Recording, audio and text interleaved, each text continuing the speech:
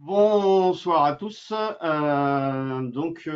va partir pour donc un atelier table ronde autour du minioptère qu'on a intitulé Le minioptère, il va comment? Que devait effectivement également aussi présenter l'année dernière aux rencontres nationales. Qui malgré tout, on s'était organisé pour récupérer toutes les données et on a avancé dans ce temps-là pour affiner la synthèse. Et donc, je vais vous présenter la première partie.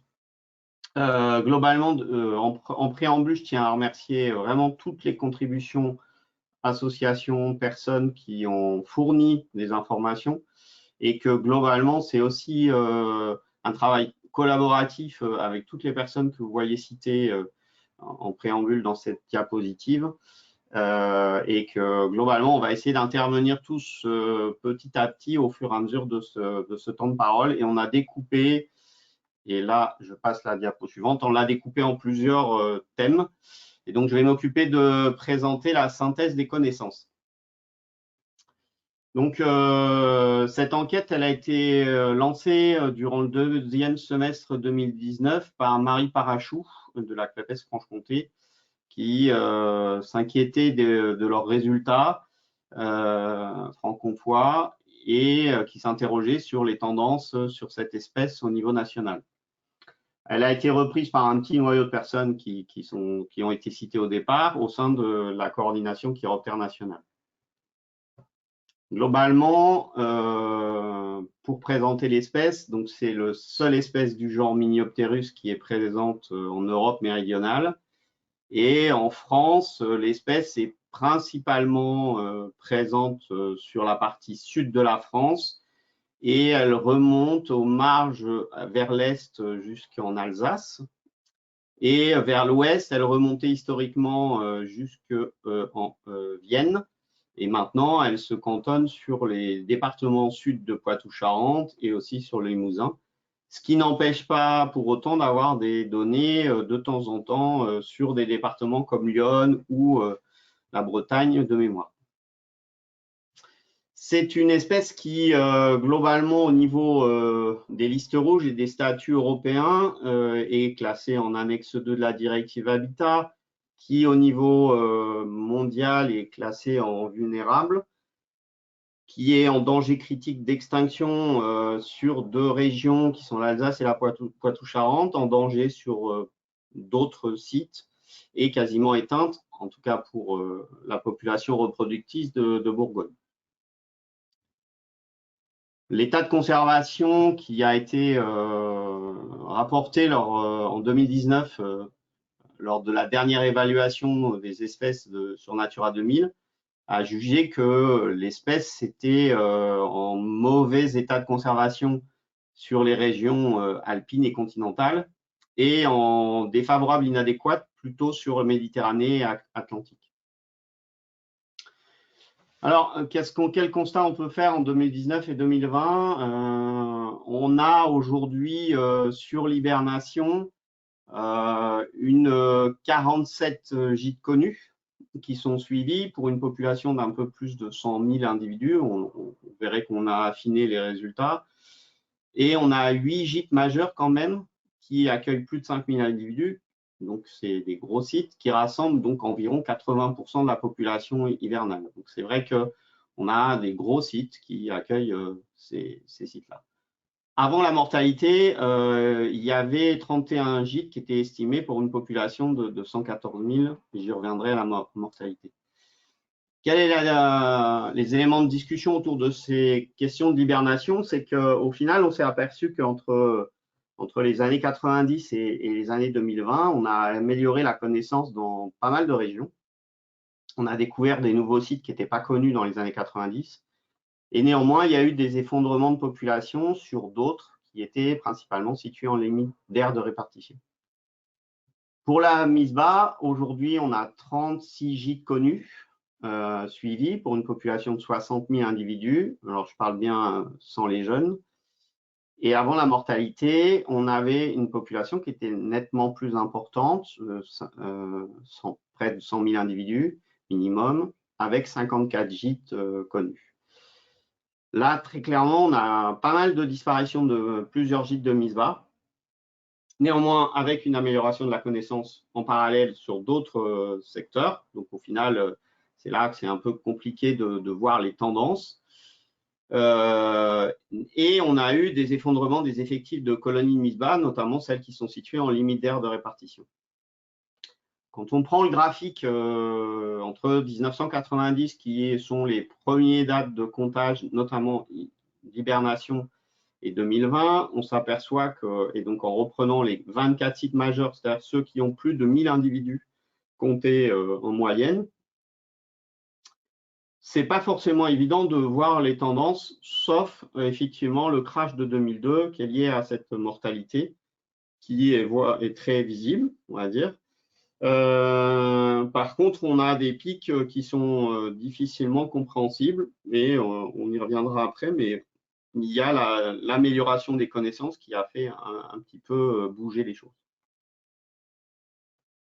Quand on répartit un peu les sites par nouvelles grandes régions, on s'aperçoit que le poids de certaines régions en termes d'effectifs est important, notamment l'Occitanie maintenant qui regroupe la Languedoc-Roussillon, Midi-Pyrénées, qui aujourd'hui donc accueille plus de 50% de la population hivernale, avec en second temps Rhône-Alpes, et puis ensuite viennent d'autres régions qui précédemment étaient des régions avec des gros effectifs. Donc, grâce à toutes les données transmises par les personnes dans les régions, en fin de compte, on peut produire ces cartes. Donc, ce que vous voyez, Misbah, rouge et juve en rose, donc à gauche, qui représente les différents sites répartis, et l'hibernation en bleu à droite. On voit bien que globalement, on a une répartition donc plutôt sud de la France, avec un gros écart dans la région Rhône-Alpes que éventuellement on rediscutera après, et puis une population franc-comtoise et limite est de la Bourgogne qui est encore présente, bien que les effectifs aient beaucoup baissé. On a fait la même connaissance sur la partie transit printanier, transit automnal, avec des difficultés sur la connaissance des sites, étant donné que ça nécessite automatiquement des visites régulières dans ces sites en période de transit, ce qui n'est pas la pratique générale de tout le monde.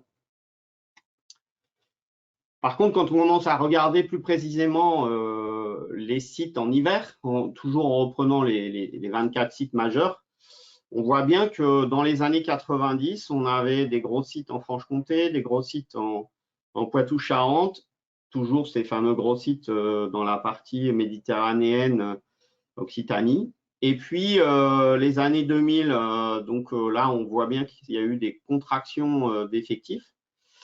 Et ce qui s'est poursuivi dans les années 2010, donc l'année 2010 va de 2010 à 2020, où on voit bien que les sites du nord se sont encore une fois réduits, et les sites du sud ont repris, voire il y a des nouveaux sites qui sont apparus, mais qui n'étaient pas connus précédemment. Globalement, là, c'est le chiffre détaillé avec, là, vous avez les départements, les différents départements avec les effectifs très précis.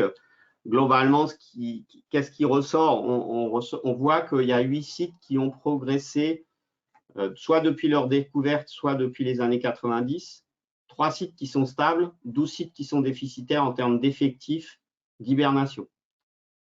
Et quand on regarde la protection proprement dite des sites, vous vous apercevez que beaucoup ont été protégés. Il y reste encore des sites non protégés, mais aujourd'hui, il y a énormément de ces sites qui ont été protégés, soit par des actions de conservation type grille, soit par des actions de protection réglementaire type RNN ou RNR. Alors, après, quand on essaye de réfléchir, mais pourquoi le minioptère il va aussi mal? On a vu tout à l'heure que globalement, l'épisode, il y a eu un événement en 2002, entre mai et juillet 2002. Il y a eu, c'est apparu en mai en France, plusieurs dizaines, voire centaines de cadavres qui ont été trouvés dans 3 régions françaises. Et puis, en juillet 2002, l'événement s'est poursuivi en Espagne et au Portugal, avec énormément de mortalité, principalement sur des jeunes, mais aussi sur des adultes. Et la mortalité, à cette époque, n'avait affecté que les colonies de mise bas. Alors, il y a eu plusieurs hypothèses à l'époque. L'épizootie d'origine virale avait été annoncée comme la plus probable. Il a fallu attendre un certain nombre d'années pour qu'une publication espagnole qui a repris les échantillons annonce un virus, la découverte d'un virus dénommé l'oviovirus, qui pourrait être la raison de la mortalité, même si on n'en a pas la preuve. Depuis, le même virus, il a été retrouvé en Hongrie en 2016, même si on n'a pas de preuve que ça a causé une mortalité. Ce qui est certain, c'est qu'en France, l'époque, en 2002, on avait observé des mortalités ponctuelles de quelques dizaines, voire centaines d'individus. La conséquence dès l'hiver 2003, ça avait été une baisse, donc, comme vous l'avez vu sur le graphique tout à l'heure, d'environ 60-65% des effectifs qui avaient baissé de manière très drastique et qui, pour certains sites, n'ont jamais remonté. Donc, en gros, quand on fait les tendances en fonction des régions et des sites, on a plusieurs régions, notamment les régions en limite d'aire de répartition, la Franche-Comté, le Limousin, le Poitou-Charentes, qui ont vu leurs effectifs s'effondrer depuis ces années 90, avec près de 90% de baisse d'effectifs, principalement sur les sites d'hibernation, et qui, pour l'instant, ne se reconstituent pas. C'est-à-dire que, globalement, les effectifs continuent soit à baisser, soit surtout à stagner, entre guillemets, dans une position basse. D'autres régions qui ont une position plutôt stable depuis l'épisode de 2002, avec 3 cas de figure, c'est-à-dire des régions où les effectifs sont tellement faibles que ce n'est pas significatif. Une région qui était mal connue avant 2002, c'était l'Aquitaine, parce que le principal site d'hibernation connu aujourd'hui en Aquitaine, il n'était pas connu avant 2002. Et puis 2 régions, la Corse et Provence-Alpes-Côte d'Azur, où là, les effectifs, ils sont plutôt stables depuis l'épisode de 2002. C'est-à-dire que, bien entendu, il y a une différence avant, mais depuis l'épisode de 2002, c'est plutôt stable. Alors, il y a des variations, mais c'est plutôt stable. Une seule région qui a des effectifs qui sont plutôt en augmentation, même depuis 2003, avec des effectifs, par contre, là, estivaux plutôt stables. Et puis, 2 régions regroupées en une seule maintenant, Languedoc-Roussillon et Midi-Pyrénées, que je vais détailler assez rapidement. Donc, voilà les principaux sites d'hibernation répartis dans la région Occitanie. Et le contraste, il est un peu bizarre, c'est-à-dire qu'on a presque tous les cas de figure. C'est-à-dire qu'on a des sites qui progressivement perdent des individus depuis les années 90 et ne remontent pas. On a des sites qui, là, sont quasiment, avec le site d'Aveyron, avec des effectifs qui ont quasiment disparu. Et puis, des sites où on a eu des fortes baisses, on a maintenant des progressions. Ce site-là est un site qui a été découvert, donc automatiquement, vous le voyez là, il a été découvert en 2003, donc presque l'année qui a suivi la mortalité, donc on ne peut pas forcément en dire grand-chose. Et puis des sites comme ceux-là où, au final, il faut les gérer les 3 ensemble parce qu'il semble que les sites aient des échanges entre eux en fonction des années. Et donc là, on a l'impression que les effectifs sont vraiment en train de se reconstituer et atteindre des effectifs très importants. Donc voilà, si on prend en gros les effectifs des minioptères hivernants en Occitanie, on s'aperçoit qu'en prenant l'année 85 comme l'année 0, on a eu des fortes chutes, étant donné qu'on avait perdu quasiment presque la totalité des effectifs hivernants après la mortalité.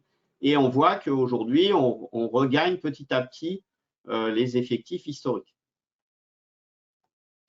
Donc, par contre, le constat, bon, je vais aller vite, mais le constat, il est différent entre l'hiver et l'été. C'est-à-dire entre l'hiver, aujourd'hui, le site abrite donc entre 40 et 80 000, donc c'est vrai que ça fait effectivement quelque chose d'important.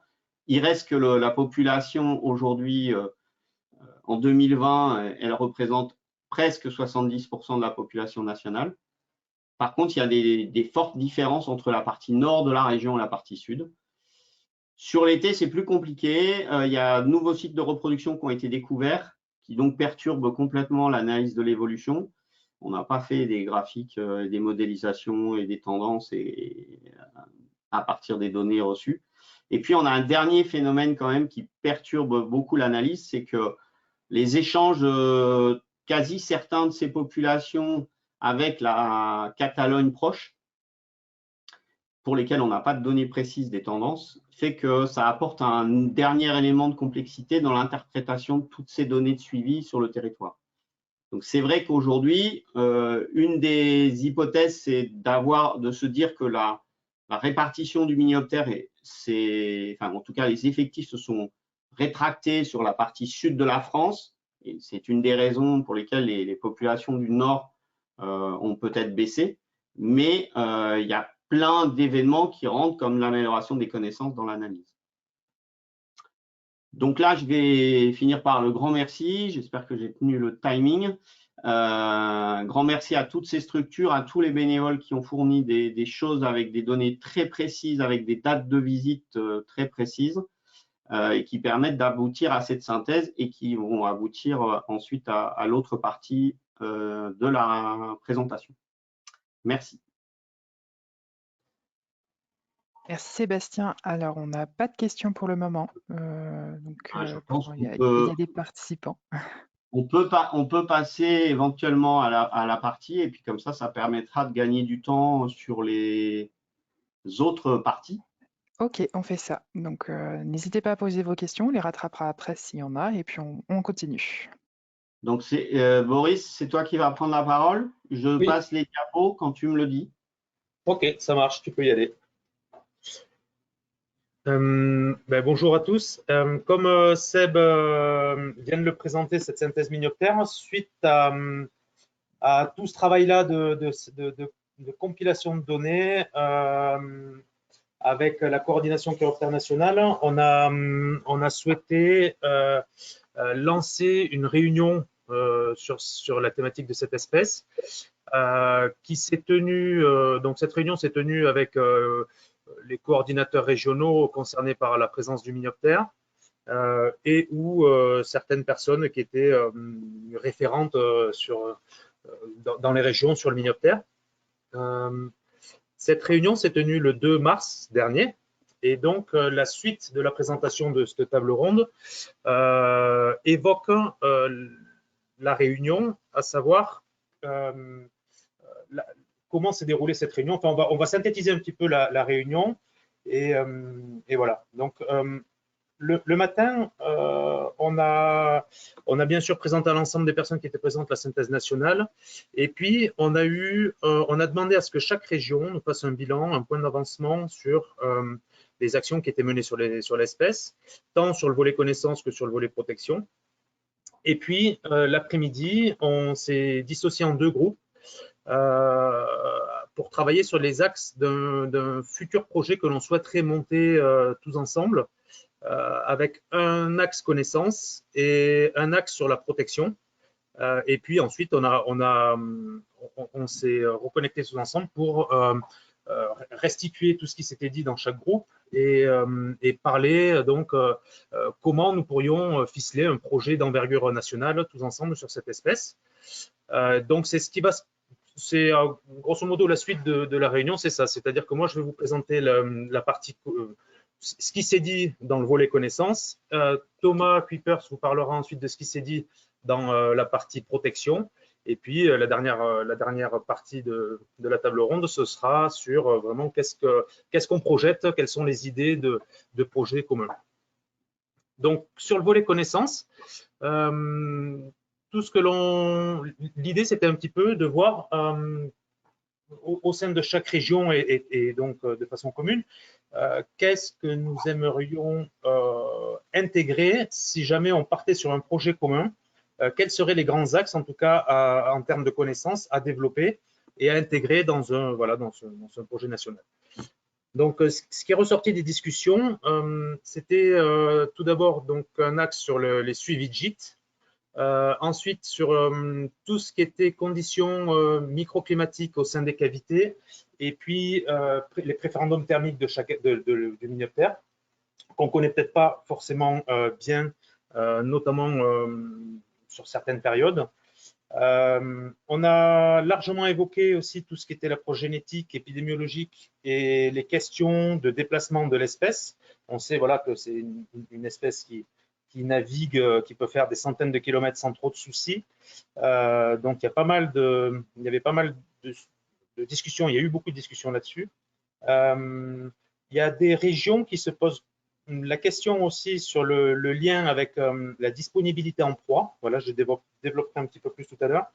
Et puis, enfin, tout ce qui était problématique éolien. Alors, sur les suivis de gîtes, ce qui est ressorti, c'était que on avait quand même, au niveau des suivis, une homogénéité qui était, sur les suivis hivernaux, qui était assez bonne, à savoir qu'on s'accorde tous pour faire des suivis grosso modo autour du 20 janvier, deuxième quinzaine de janvier. Donc là, il n'y avait pas trop de soucis. Et puis, en discutant, c'est vrai qu'on a une hétérogénéité beaucoup plus marquée sur toutes les autres périodes. Alors, en période de mise bas, voilà, on compte à peu près à la même période, en sachant qu'il y a quand même des disparités régionales qui sont assez importantes, d'une part, et puis des disparités de méthodologie en fonction qui est là et qui sont liées, bien évidemment, à chaque site. Voilà, je prends un exemple. En photo, là, c'est une cavité ariégeoise où là, il y a une entrée, mais en fait, au-dessus, il y en a deux autres. Et donc, on a une colonie mixte avec Rhinolophe Eurial, grand petit murin, Minioptère de Schreiber, avec 3 sorties. Et donc, en termes de comptage, c'est pas évident. Et ça reproduit sur tous les sites au niveau national. C'est vrai que forcément, on a une grosse hétérogénéité des suivis en mise bas. C'est la même question se pose pour tout ce qui est transit printanier et automnaux, sur lesquels généralement on a quand même une pression d'observation qui est beaucoup moins importante. Et donc, on connaît quand même moins de choses. Voilà. Et puis, donc, l'idée, ça serait essayer donc de réfléchir pour tendre vers un maximum d'homogénéité pour affiner les tendances. Et puis, dernièrement, on a vu qu'il y avait d'autres équipes, notamment, je prends l'exemple d'une publication qui est sortie assez récemment de Catalan, qui ont développé des techniques de suivi acoustique en sortie de gîte. Voilà, c'est assez intéressant, si ce n'est qu'il faut calibrer les enregistreurs en fonction de chaque site. Voilà, on pourrait imaginer aussi de travailler, de réfléchir tous ensemble sur la technique acoustique, mais aussi la technique de comptage sur vidéo. Je pense qu'il y en a certains qui le font. Je sais que dans les Pyrénées-Orientales, il y a une personne qui couple pas mal les sorties de gîte avec des enregistreurs automatiques couplés avec de la vidéo. Voilà. Donc, en tout cas, il y a un axe sur les suivis de gîte qui serait important de travailler et d'homogénéiser tout ça. Ensuite, on a vu que tout ce qui était étude des conditions microclimatiques et des préférendums thermiques de l'espèce pourrait être une action. C'est une action qui est, à mon avis, très importante à mener, notamment dans le cadre de restauration de sites et en lien avec la conservation. PACA nous a présenté pas mal de programmes qu'ils avaient sur la réhabilitation sur la réhabilitation de certains sites historiques qui avaient été complètement désertés. Et je pense que, par exemple, appuyer des études microclimatiques sur les cavités en connaissant bien les préférendums thermiques du Minioptère, ça permettrait d'optimiser ce genre d'action de restauration de gîtes. On a eu une longue discussion sur ce volet-là, c'est-à-dire tout ce qui est génétique, épidémiologie et déplacement. C'est-à-dire que comme Sébastien l'a montré, le Minioptère donc, se porte a priori vraiment pas très bien, notamment avec une contraction de l'aire de répartition sur la partie nord de la répartition dans Bourgogne-Franche-Comté et aussi nord-ouest, Poitou-Charentes. Donc, en premier lieu, ça serait intéressant que l'on puisse mener une étude sur la structuration génétique du Mignot. Pourquoi pas en lien avec les pays frontaliers, Italie, Espagne, voire Portugal. Ça pourrait être intéressant. Voilà, après, c'est sûr que d'un point de vue structuration, je ne sais pas s'il y aura des grandes surprises, mais si le virus, dans les années 2000, il a diffusé sur au moins France, Espagne, Portugal, c'est que les populations sont quand même en lien. Et puis, les données de bagage de l'époque l'ont déjà mis en évidence. Et donc, du coup, vu qu'on a quand même certains sites qui sont protégés, où il n'y a pas de fréquentation, qui sont protégés par des protections réglementaires, par des protections physiques, mais où on a quand même des diminutions de population, je pense que c'est important que l'on aille explorer d'autres problématiques, et notamment le volet épidémiologique, de voir si il n'y a pas un lien avec la diminution et le fait que cette espèce aille pas très bien, avec des volets plus précis sur la toxico, la virologie, etc. Et enfin, on a abordé tout ce qui était déplacement de l'espèce et lien qu'il peut y avoir entre les gîtes. Et là, disons qu'on s'est tous accordés à dire qu'a priori, une des seules méthodes pour mettre en évidence à cette échelle-là les mouvements entre intersites et les connexions qu'il peut y avoir, ce serait par le marquage individuel avec transpondage et suivi de sites. Alors, dans le cadre d'un montage de projets d'envergure à l'échelle nationale, on pourrait tout à fait imaginer de marquer des individus de quelques sites dans chaque région et de suivre avec à ce qui se fait, hein, comme en Poitou-Charentes, ce que vous voyez ci-dessous, que je vais parler un petit peu après. D'équiper qu'une petite minorité dans un premier temps de sites, de gros sites, et surtout des sites accessibles pour que l'on puisse avoir un monitoring des antennes qui se fasse facilement. Donc ça, c'est ce que vous voyez la carte là, c'est ce qui s'est fait l'an dernier en Poitou-Charentes dans le cadre de leur programme où ils ont commencé à transponder quelques minioptères. Alors quelques minioptères, c'est-à-dire, vous le voyez, 340 qui ont été équipés.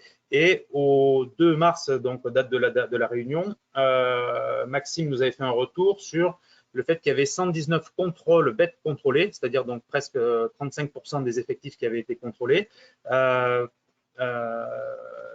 Dont 88 via les lecteurs dans les colonies d'hibernation et 31 qui avaient été contrôlés avec les antennes fixes qui sont installées sur les sites.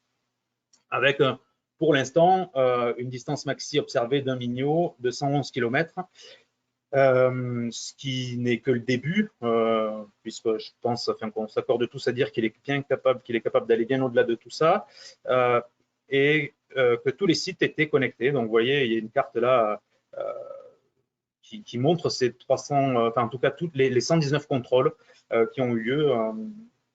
Voilà. Tu peux passer si tu veux. Les deux dernières actions sur la connaissance que nous avons abordées, c'était en lien avec la disponibilité en proie, notamment en Franche-Comté. Il se pose la question d'essayer d'appréhender un peu mieux peut-être pourquoi en fait leur minioptère eh bien, se casse la figure, enfin, la population. Et donc, il y a cet axe-là qui pourrait être à creuser avec des études, notamment, ils souhaiteraient lancer des études sur tout ce qui est site de homing qu'ils auraient répertorié dans le cadre des radio-tracking, et donc d'aller sur ces sites-là pour mener des études sur la disponibilité en proie. Voilà, voir un petit peu comment ça se passe. Et ensuite, c'était en PACA où ils souhaiteraient lancer une étude sur les liens qu'il pourrait y avoir entre agriculture, proie, prédateurs via la technique de métabarcoding. Voilà, ça, ce sont des choses, des pistes qui pourraient être lancées dans le cadre d'un projet national. Et dernièrement, bien évidemment, la problématique éolienne.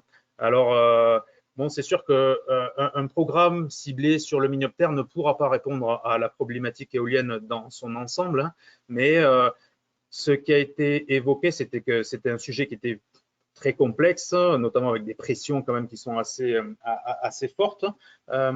Et peut-être que dans le cadre d'un programme sur le Mignot, si jamais on décide d'y intégrer un volet éolien, on pourrait peut-être réfléchir à intégrer un volet plutôt sur l'écologie du paysage avec l'étude des corridors de déplacement, un petit peu à l'image que ce qui a été fait dans le cadre du programme Grand Réno en partenariat avec le CNRS de Chizy.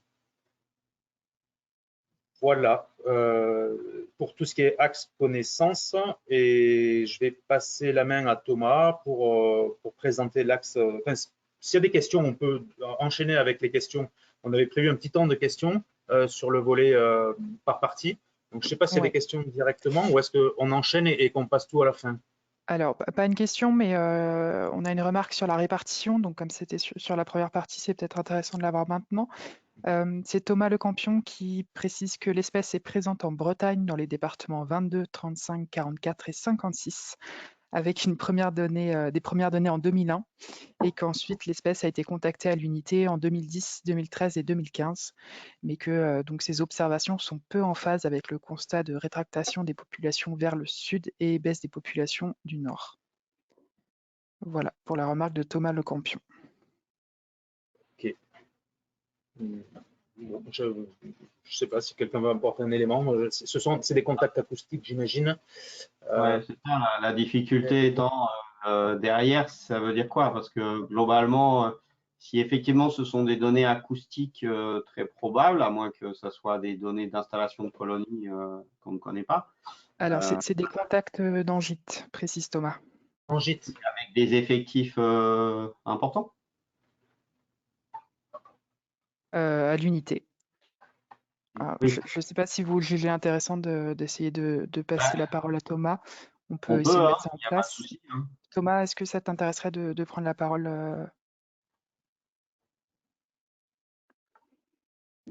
Alors, on regarde ça. Oui, Thomas serait intéressé. Donc, Thomas Le Campion, si on peut lui ouvrir son micro. On met ça en place. Allô, allô? Ouais. Oui, Oui, c'est bon, on t'entend. non, c'était juste pour préciser, effectivement, il y a un pan de la question qui rejoint peut-être un peu tout ce qui est réchauffement climatique, ce genre de choses. Nous, on n'a pas de colonies, c'est juste des individus, mais en fait, l'apparition de ces bestioles, elle s'est faite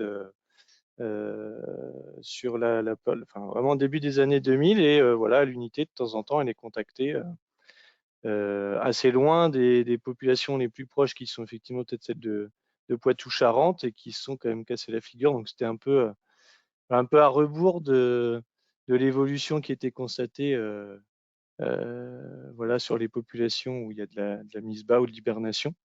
Nous, c'est principalement de l'hibernation, et il y a eu un individu en capture sur un site de swarming aussi. Voilà, donc je sais pas, il y a un réchauffement climatique, on aurait pu aussi s'attendre à ce que l'espèce remonte tranquillement vers chez nous. Voilà. Alors, a priori, le constat que vous avez eu en Bretagne se fait aussi, alors tout à l'heure je parlais de Lyon où il y a des cas réguliers, pareil en hibernation, il y a eu des cas ponctuels en Lorraine aussi de minioptères observés depuis les 20 dernières années. Aujourd'hui, il y a des cas acoustiques faits dans l'Indre ou faits, voilà, qui démontrent que l'espèce semble se promener, on va dire ça comme ça, moi je vais appeler ça comme ça, de se promener dans la partie nord de son aire de répartition. Aujourd'hui, hormis ces données ponctuelles, il n'y a pas d'installation de colonies importantes et ou de reproduction. Et voilà, c'était dans le sens de la contraction de la population, elle est bien là-dessus, hein, elle n'est pas sur effectivement la possibilité que le minioptère puisse se balader, entre guillemets, lié peut-être au réchauffement climatique dans les parties nord de la France. Après, peut-être que ça peut être un effet, hein, mais globalement, aujourd'hui, on a des individus qui, dans les régions Poitou-Charentes ou Franche-Comté où elles étaient installées, les individus semblent ne plus être présents. et ne pas remonter les effectifs, même après 18 ans ou presque 20 ans après la mortalité. Donc c'est vrai que s'il y avait eu des placements vers le nord, ben, ça aurait été peut-être une des explications. Aujourd'hui, on a plutôt une piste éventuelle d'un déplacement vers le sud ou en tout cas de nouveaux sites. C'est la difficulté qui est très prégnante, c'est qu'on a des sites qui ont été découverts qu'après mortalité. Or, ces nouveaux sites, on ne sait pas s'ils étaient fréquentés avant ou pas. Et là, ben, on peut supposer que oui et on peut dire que non. Voilà. Donc, en gros, ça peut être du translation de colonies. Ce qui est certain, c'est qu'on a encore aujourd'hui, dans certaines régions, des sites des colonies de Misbah qui ont complètement disparu. Là, il y en a une, notamment en Aquitaine, qui a disparu il y a moins de 5 ans. Complètement. Ok, merci. Alors, on a Emmanuel Cosson qui souligne qu'en PACA, il y a également des misbahs en colonies d'échancrés sur un site, ainsi que quelques capatlinis. Et donc, les Bretons pourraient chercher les reproducteurs dans les colonies d'échancrés.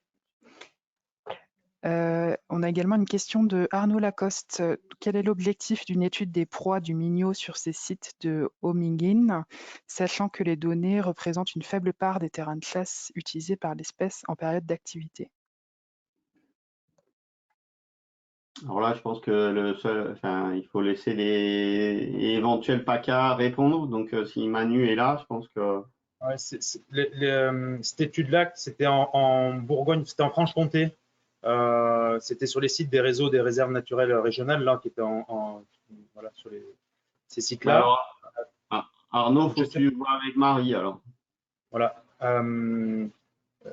Je ne sais pas exactement. Ouais, c'est vrai que c'est des études qui ont été évoquées dans le cadre de la réunion, comme quoi ils allaient se lancer certainement dans ces études-là. Après, je ne sais pas s'ils sont connectés là, Franche-Comté, s'ils veulent intervenir pour peut-être préciser ça.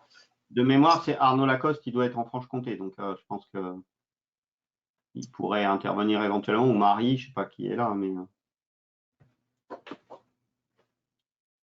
Mais je pense que voilà, comme ils ont des effectifs qui ont sacrément diminué ces dernières années là-haut, ils se posent et que leurs sites sont protégés, ils vont chercher sur des pistes de réflexion qui sont liées avec peut-être tout ce qui est lien à l'agriculture et les proies, et donc densité de proies. Est-ce que la ressource alimentaire qui diminue pourrait expliquer peut-être aussi la diminution du Minho? Voilà, je pense que c'est autour de ces questions-là qu'ils ont monté ce programme-là, quoi. Alors, on a Marie Parachou qui est là, donc on peut lui ouvrir le micro un petit moment si elle souhaite intervenir. Oui, merci. Donc oui, l'étude par rapport à la disponibilité des proies, c'était pas uniquement sur les sites de Homing-In qui avaient été découverts, parce que des sites de Homing-In, en fin de compte, sur 3 années d'équipement de 11 individus de minioptères, il n'y en a pas tellement. C'était pour avoir un point de départ, année N à année N plus X à reproduire dans le temps, par rapport au constat fait que, bon, notamment en Allemagne et dans d'autres pays, qu'il y a près de 80% de l'abondance des invertébrés qui diminue. Donc, quelle est l'incidence sur les minioptères? Ça, est-ce qu'on arrivera à le déterminer? Mais sur nos sites, autour du site majeur de Misbah de Haute-Saône, la réserve naturelle de la grotte de Carrousel, est-ce qu'on est à ce même constat? Est-ce que dans les sites forestiers, est-ce que les lépidoptères nocturnes qui représentaient plus de 80% des proies du minioptère, est-ce que eux aussi, on constate que les effectifs, les densités, l'abondance de ces lépidoptères est en train de diminuer? Et voilà, c'est plus vraiment site de Homing-In ou pas, site forestier. En tout cas, il faut bien choisir des points d'échantillonnage et le protocole est à consolider. On était parti en 2019 avec des entomologistes sur un protocole avec des échantillonnages avec des pièges attractifs. Et en 2020, avec d'autres entomologistes, ma remplaçante a vu à mettre en place d'autres protocoles. Donc ça, c'est à étudier avec l'appui d'autres chiroptérologues et entomologistes nationaux, avoir des retours sur les idées de protocole. Oui, merci Marie. Je t'invite à recouper ton micro et puis si les intervenants veulent reprendre leur présentation, c'est à vous. Eh bien, si je vais avancer. Je passe la parole à Thomas. Bon, du coup, je vais évoquer avec vous la suite de ces groupes de travail qui ont été menés sur la partie protection des gîtes et entre les gîtes notamment. Donc, bon, là, on a un bref récapitulatif des sujets abordés, mais si tu veux bien, c'est bon. On va passer aux diapos suivantes. J'ai fait le choix de faire très peu de diapos, donc voilà, c'est assez chouette. On aura le temps d'échanger un peu, donc il ne faudra pas hésiter à poser des questions. Donc, j'ai essayé de mettre un peu les mains dans le cambouis des données qu'on a reçues. Alors, c'est pas un jeu de données qui est forcément très complet, mais il y avait déjà pas mal d'infos, notamment sur la partie Natura 2000 qui est présentée ici. Donc, c'est assez intéressant de voir en fait que la répartition des sites de mini-optères en fonction du réseau Natura 2000. Donc, globalement, on a à peu près 2/3 des sites qui sont concernés par le réseau Natura 2000. Sur le graphique d'en bas, en fait, c'est peut-être un peu petit, mais on a en fait pour chaque ligne des niveaux de hiérarchisation pour les sites, selon la méthode 2013 du PNA. Et donc, en fait, ce qu'on voit, c'est que en bas, donc l'avant-dernière ligne, ce sont les sites d'intérêt internationaux. Donc, la majeure partie est concernée par les sites Natura 2000. C'est moins le cas pour les sites d'intérêt inférieur.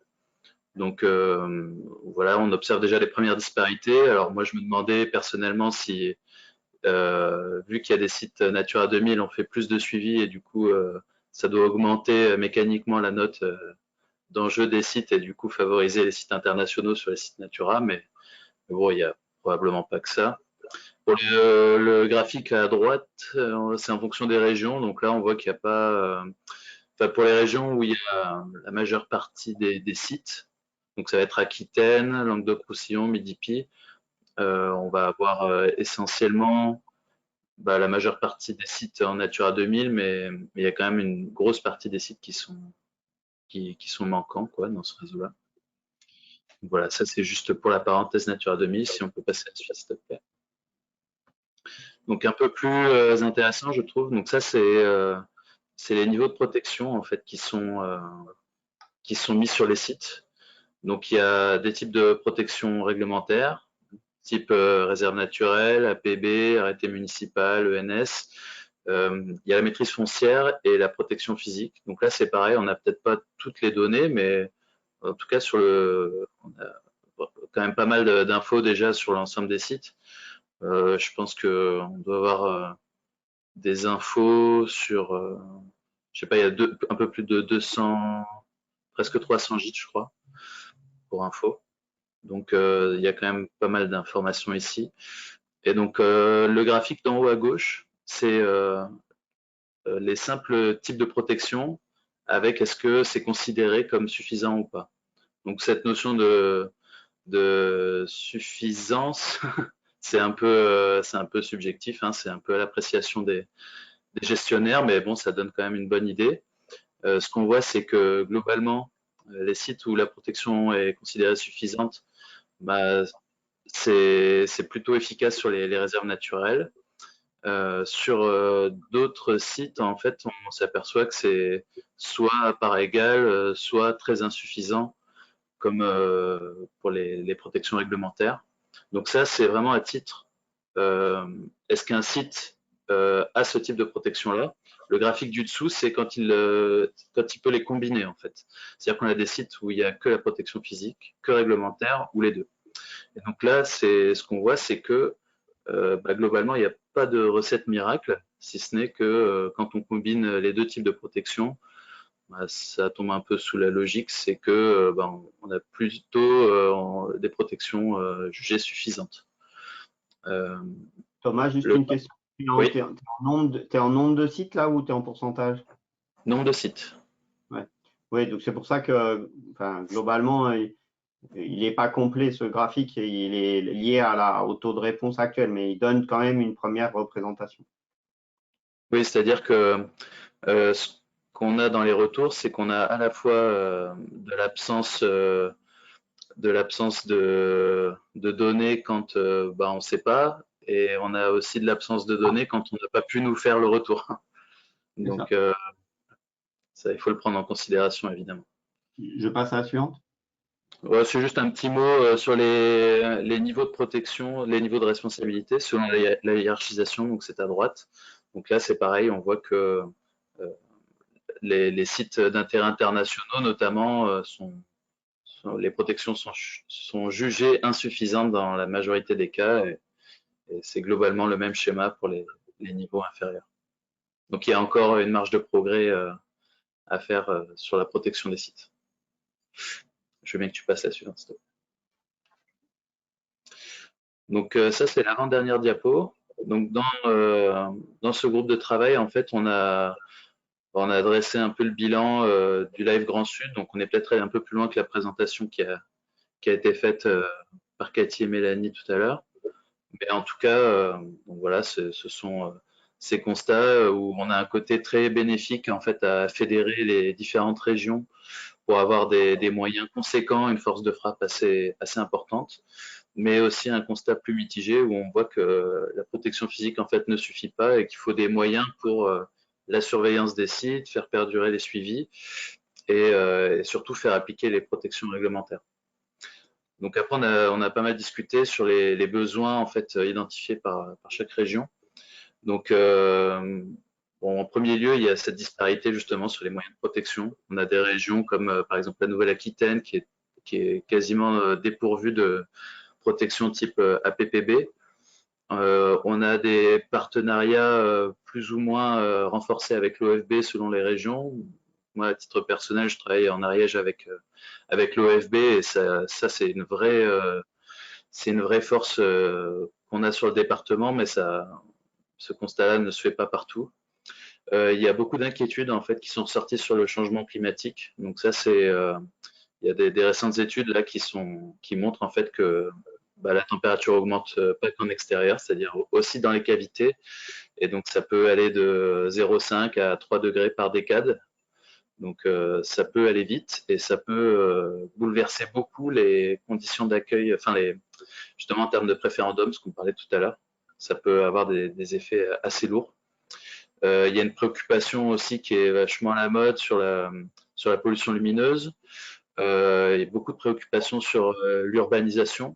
Donc là, c'est une photo que je vous montre en fait dans le maquis qu'il y a sur la partie basse à gauche. On a un site d'intérêt international où on a de la reproduction de minioptères et de petits murins, donc deux espèces qui sont jugées sensibles au bruit, voilà, à la lumière.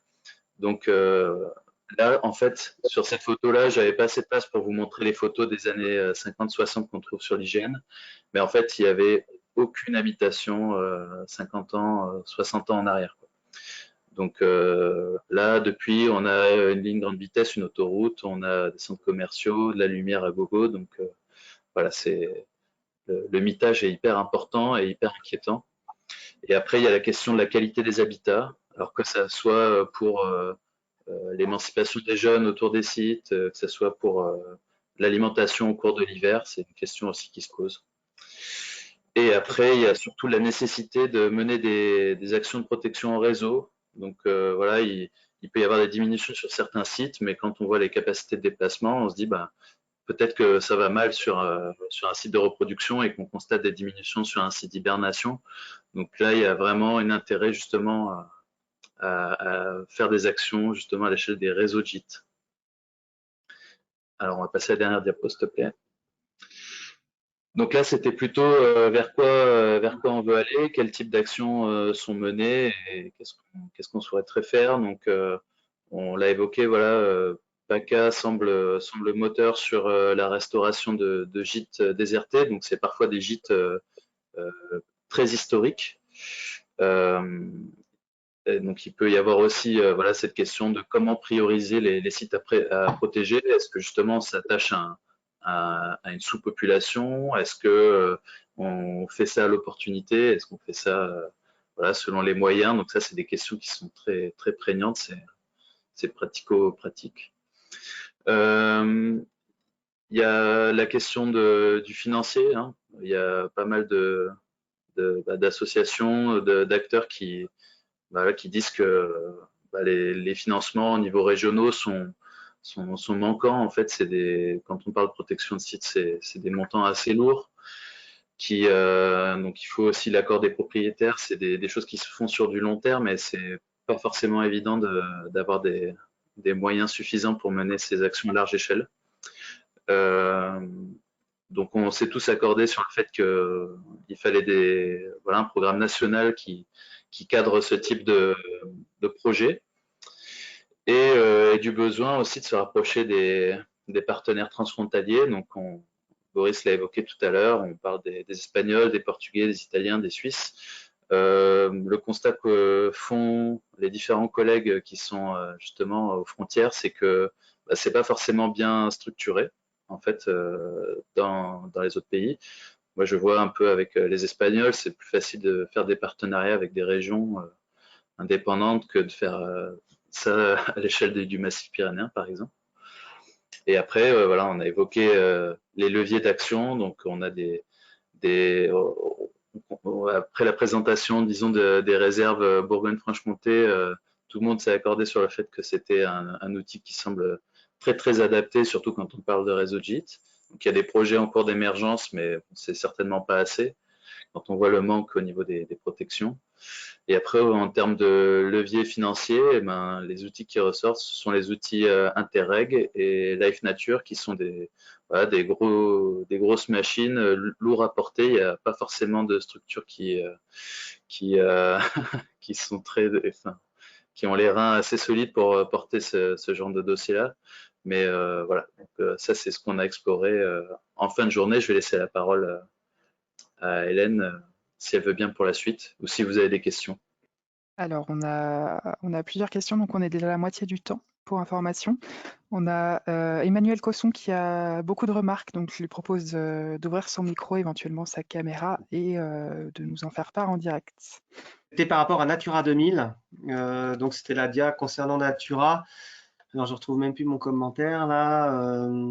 C'était oui, c'est que en fait, je me demandais si en action qu'on pourrait faire dès maintenant dans la perspective d'un projet commun à cofinancer par des crédits européens qui demanderont d'avoir des sites en Natura, s'il n'était pas possible de faire remonter en fait à l'UE, au muséum, une forme de déficit vis-à-vis du MINIO.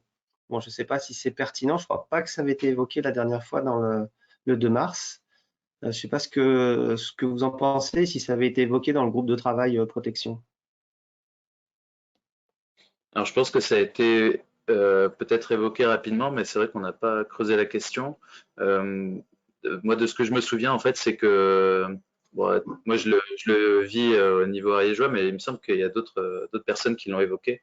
C'est que dès qu'on parle extension de site ou création de site, on se fait vite retoquer en nous disant c'est bon, la France a atteint les quotas en termes de surface. Bon, après, moi, je suis d'accord avec toi, ça serait intéressant, surtout que souvent les sites grottes, ce sont des petites pastilles, donc en termes de surface, ça ne change pas grand-chose. Bon, en tout cas, Natura 2000 en PACA est utile pour monter des contrats Natura 2000 ou accompagner des suivis, mais en termes de conservation, ce qu'on constate, c'est que les animateurs ne sont pas très en tension sur la protection de ces sites, quoi. Si on n'était pas là, il ne se ferait rien, en fait, je pense. Enfin, j'exagère un peu le trait, mais malgré tout, c'est stratégique. Peut-être si on veut monter des projets, bon, vous allez me dire, rien que la liste que tu présentes, il y a déjà quand même 171 sites en Natura, on devrait pouvoir travailler. Ça, en gros, juste pour compléter ça, Emmanuel, effectivement, pour l'espèce, le réseau a été considéré comme complet. Je rappelle quand même qu'il a été considéré comme complet à la fin des années 90. D'accord ? Ben oui. Donc, automatiquement, avec les découvertes qui ont eu lieu, il pourrait effectivement être complété sous réserve d'un argumentaire qui démontrerait qu'il y a des déficiences majeures en l'état actuel des populations pour intégrer des sites majeurs en tant que tels. Et je pense que c'est une des raisons pour lesquelles il y a des sites d'intérêt national qui ne sont pas en Natura, c'est qu'ils ont été découverts post-années 90. Après, ce qui est certain aujourd'hui, c'est que création, je pense que ça compliqué. Extension, c'est beaucoup plus possible. Et là, il y a le levier éventuel de la commission pour faire remonter une déficience de prise en compte de sites. Mais ça veut dire qu'il faut une liste et un argumentaire associé. Tout à fait. Bon, en PACA, des extensions ont lieu, pas sur les chauves-souris, mais sur différents taxons comme des plantes, par exemple. Donc, c'est possible en tout cas. L'extension, voilà. C'est possible sur le trait de crayon ou sur le kilomètre ou sur, voilà, ou sur, si tu restes sur la même commune, c'est faisable. Création ex nihilo d'un nouveau site, c'est plus compliqué. Pour juste compléter sur cette question-là, je rappelle que depuis 2016, du coup, on a alerté la Commission européenne sur les sites Natura qui n'incluaient pas les cavités, ou en tout cas les sites de mise bas ou d'hibernation de certaines espèces de chauves-souris. Et la Commission européenne a bien transmis et, on va dire, fortement recommandé à la France d'améliorer la situation. C'est toujours en cours. Donc, c'est vrai que ça bouge, mais très lentement. Et sur la vingtaine de sites qui avaient été remontés par le réseau, il n'y en a que 8 qui ont été retenus par la Commission européenne. Donc, Hélène, il n'y en a que 8 qui ne considèrent pas encore fini. Les autres ont été terminés. Au dire des DREAL. Oui, après, ça dépend de ce que fait remonter le réseau. Mais par contre, juste pour compléter, c'était que globalement, la remarque du réseau, c'était que la désignation ne couvrait pas l'étendue même du réseau. Donc, en gros, c'était une extension de réseau qui était nécessaire pour couvrir, notamment pour des problématiques de création de carrière qui pourraient toucher un réseau qui est distant de… Je rappelle juste que les études d'incidence, quelquefois, les DREAL ou les DDT d'ailleurs, peuvent interpréter. Ce n'est pas dans le site Natura, donc il n'y a pas besoin d'études d'incidence. Et c'était ça, la remarque initiale était déjà avec ce sujet-là. Tout à fait. Mon point, c'était aussi pour souligner que même pour juste de l'extension, ça se fait, enfin, on compte en plusieurs années. C'était surtout ça que je voulais souligner. Oui, c'était ça que je voulais te demander, Emmanuel, parce que tu parlais de ça dans le cadre d'intégrer d'éventuels sites importants dans un projet. En fait, il y a les deux choses, c'est-à-dire que pour faire un projet, il faut que le site soit en Natura 2000, pour les lives notamment. Ouais. Voilà, et de mémoire, mais peut-être que Mélanie, je ne sais pas si Mélanie est parmi nous ou des gens qui travaillent plus dessus sur ces lives actuellement, mais il me semble qu'autrefois, dans les lives, on pouvait faire une action d'inclusion d'un site hors Natura dans un site Natura, que c'était une action du programme Life. Et il me semble que depuis les années 2015, c'est plus trop possible, quoi. C'est-à-dire qu'on peut plus faire…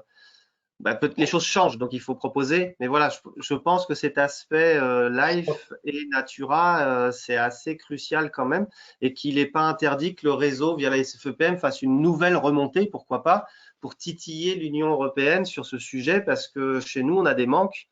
L'Adréal, elle est assez souple. Chez nous, elle dit tout ce qui est dans les 5 km autour du site Natura 2000, on essaye de vous aider. Les animateurs Natura 2000 peuvent accompagner des suivis, etc. En réalité, c'est un petit peu difficile, mais en même temps, on ne peut pas avoir de contrat Natura 2000 puisqu'ils sont hors site.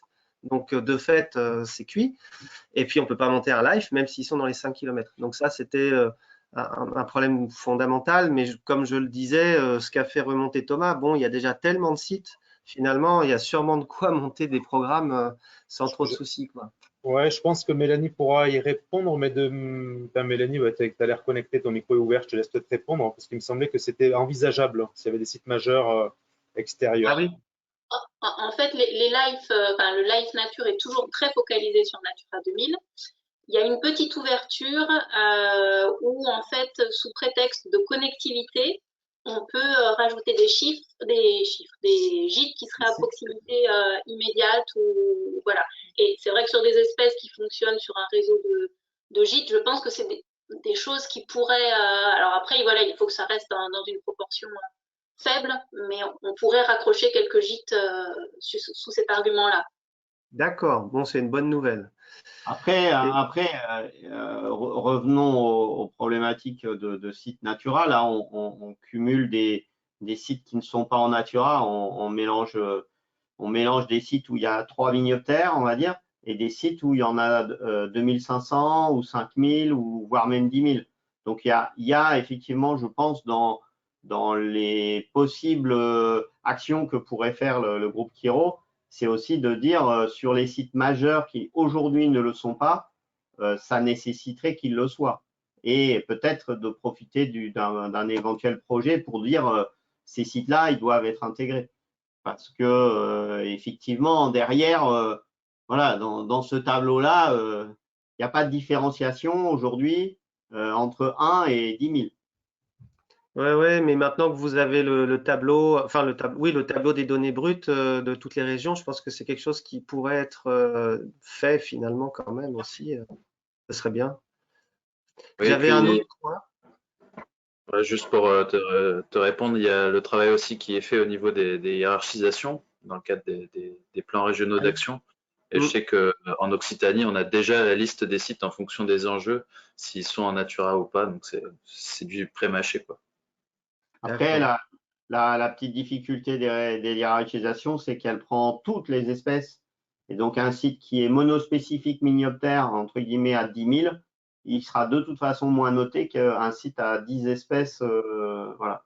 Donc, attention, enfin, c'est toujours la même chose. Il y a l'indice de hiérarchisation, il a l'avantage d'être global. Et c'est intéressant parce qu'on traite toutes les chiroptères.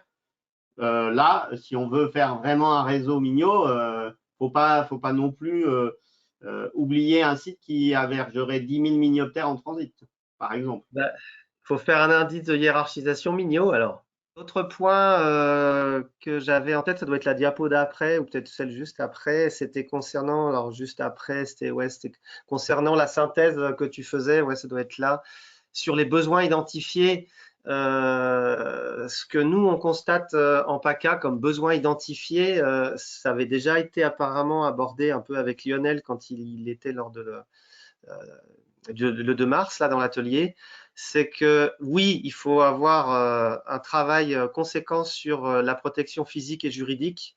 Mais là, aujourd'hui, nous, on a des séries de sites qui sont bien protégés juridiquement, physiquement, et on a des énormes problèmes de gestion, en fait. On a des sites qui sont démolis, là, depuis 5 ans. On a même des sites sur lesquels on investit de l'argent public et en fait, bah voilà, 6 mois plus tard, tout ce qu'on a fait a été détruit.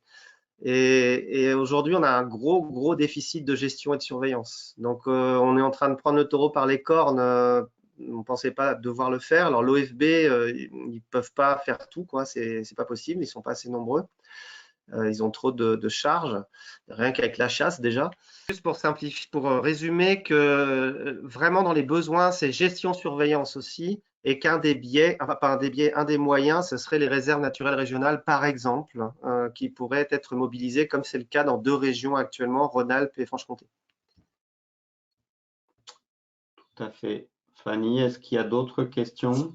Oui, donc merci Emmanuel. Est-ce que tu peux couper ton micro, s'il te plaît? Il y avait Maxime Jouve qui voulait intervenir. Alors, c'était peut-être sur le sujet Natura 2000, mais Maxime, si tu veux prendre la parole.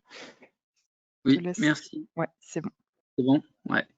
Merci. Alors, en fait, c'est plus global au mignon, mais je ne suis pas tout à fait d'accord avec le constat de Thomas. Les choses changent et changent hyper vite. Alors, je sais pas, après, nous, on a peut-être du bol en Bourgogne-Franche-Comté, mais la vision de l'Adréal sur les chauves-souris, en tous les cas, en train de vraiment changer fortement.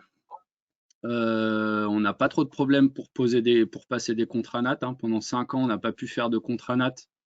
Maintenant, depuis 3 ans, depuis le 2018, on en fait quasiment 2-3 par an pour fermer des sites. Alors, pas forcément avec des enjeux mignons. On va en fermer un là avec un enjeu mignon, mais comme tu disais, ça, nous, c'est très marginal, c'est quelques individus, voilà. Et puis on a des projets l'ancienne région Franche-Comté et puis la Bourgogne, on a tous les deux des projets de RNN Effectivement, si pendant 20 ans, l'État nous a dit non, on ne crée plus de RNN ou plus la région, plus de RNR, on a quand même un ministre, un cher président qui a dit le 10 juin là, au One Planet Summit là qu'il fallait 10% de protection forte du territoire. On est à 1,4 en France, donc je pense que là on a vraiment une carte à jouer. Ça a été annoncé, c'est écrit dans la SNAP, donc là faut y aller pleine balle quoi. En tous les cas, nous on a une DREAL là qui nous entend, et autant pour des sujets qu'on a évoqués ce matin, les APHN et la création de réserves, ils nous disent plus non, ils nous disent allez-y, proposez-nous des projets. Donc c'est ce qu'on fait, et c'est pour l'instant ça semble bien parti. Voilà. Moi j'extrapole, hein, c'est pas directement lié au Mignot, mais je pense qu'il y a des choses à faire, et sur Natura, il faut y aller, hein, il y a de l'argent. Nous, ils savent pas quoi en faire, ils le refilent à chaque année. Il y a des enveloppes qui repartent à l'Union européenne, donc c'est chiant, c'est super chiant à faire des contrats nat, mais il faut y aller. Ouais, je voulais compléter dans le même sens en fait. Quand on a proposé l'idée d'une RNR à la région il y a 1 an et demi et qu'on est en train de concrétiser, là on va probablement déposer la première cette année, enfin les 2 premiers sites, l'État nous a tout de suite contactés en nous demandant mais pourquoi on ne fait pas une réserve naturelle nationale? Donc on a été un peu pris au dépourvu, sachant qu'en 2004 on leur avait proposé une réserve naturelle nationale éclatée et qu'ils avaient mis ça dans un placard. Donc effectivement, il semble qu'il se passe quelque chose en ce moment. Bon, ça ne veut pas dire qu'ils ont 100 000 € à nous donner pour créer les réserves, hein. Mais en tout cas, il se passe probablement quelque chose. Oui, alors je vais essayer juste de répondre. Je pense qu'il faut différencier, justement, pas généraliser sur tout le territoire. Je pense que c'est vachement différent en fonction des DREAL et des DDT. Et surtout pas mettre dans le même panier ce qui est Natura de ce qui est création de réserves, parce qu'effectivement je pense que les réserves naturelles, il y a une bonne marge de progression. Justement, la RNF vient de négocier avec l'État aussi des budgets pour de la création de nouvelles réserves, donc ça je suis entièrement d'accord, il faut foncer. Pour Natura 2000, j'ai l'impression qu'en fonction des régions, il y en a qui tirent la langue par rapport à d'autres. Je vois qu'en Occitanie, il y a des sites qui sont énormes avec énormément d'enjeux, que ce soit sur les rapaces, etc. Donc, je pense qu'ils ont peut-être un peu du mal aussi à gérer au niveau financier pour les suivis et pour les contrats Natura 2000. Et après, moi, je suis convaincu qu'il y a aussi quelque chose au niveau des DDT. Il y a des DDT qui sont vachement plus motivés que d'autres, et ça joue pas mal aussi sur tout ce qui est animation de site et contrat Natura 2000. Une dernière remarque de Stéphane Vincent qui souligne que la stratégie des aires protégées est relancée par le ministère et qu'il faut en profiter. Et voilà, c'est tout pour du côté des questions, donc je vous laisse poursuivre.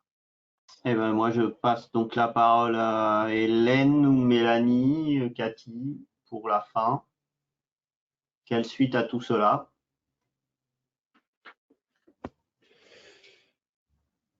Oui, alors je ne sais pas si Mélanie et Cathy sont là, mais je peux commencer, il n'y a pas de souci.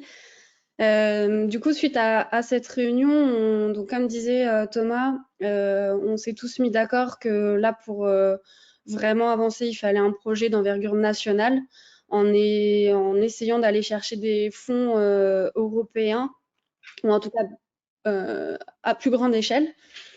Du coup, on a discuté les 2 grands types de programmes qui sont sortis. C'était le projet Interreg ou type Life Nature.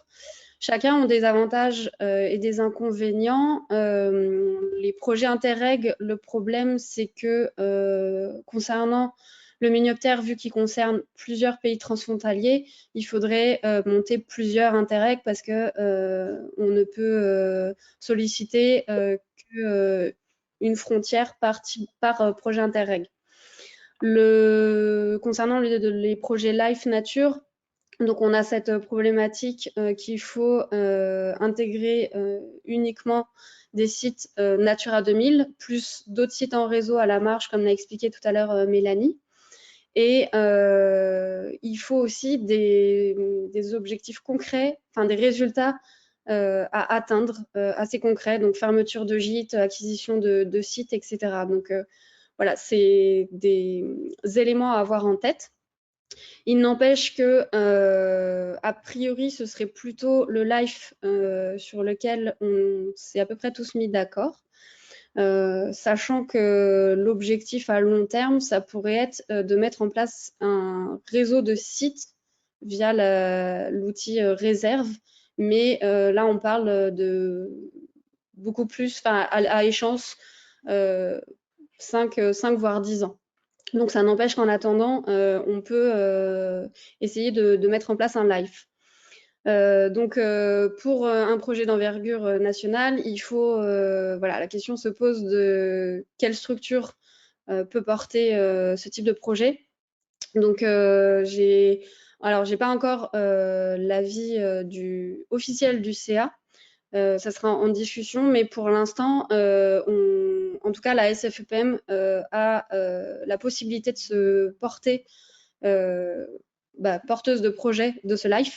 Donc, en montant une concept note, en portant le projet, et s'il est retenu, bien sûr. Donc voilà, sachant que les concept notes sont déposées en juin de chaque année. Donc pour 2021, ça risque d'être compliqué parce qu'il faut quand même trouver les partenaires, trouver les cofinanceurs. Donc ce serait plutôt à échéance juin 2022, mais ça n'empêche qu'on commencerait quand même le travail dès cette année. Donc voilà pour les nouvelles. Pour l'instant, à voir aussi en fonction des retours du réseau. Mais sachez que la SFPM peut se porter porteuse du projet.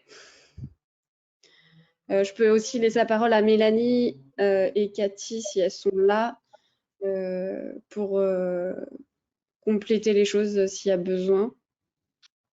On est bien là, mais non, je crois que tu as fait le tour effectivement des pistes que l'on avait évoquées à la réunion et voilà, d'où on a laissé la réflexion lors de cette réunion. On n'a pas de complément particulier.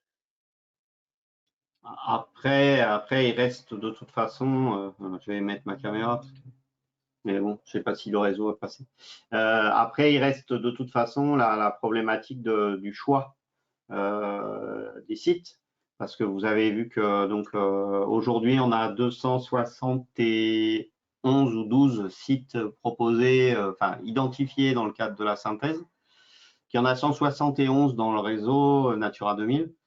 Et je pense que Mélanie pourrait nous faire un retour. Je pense qu'on ne peut pas proposer un live avec 171 sites. On veut toujours, hein, mais ça va être compliqué, ouais, quand même.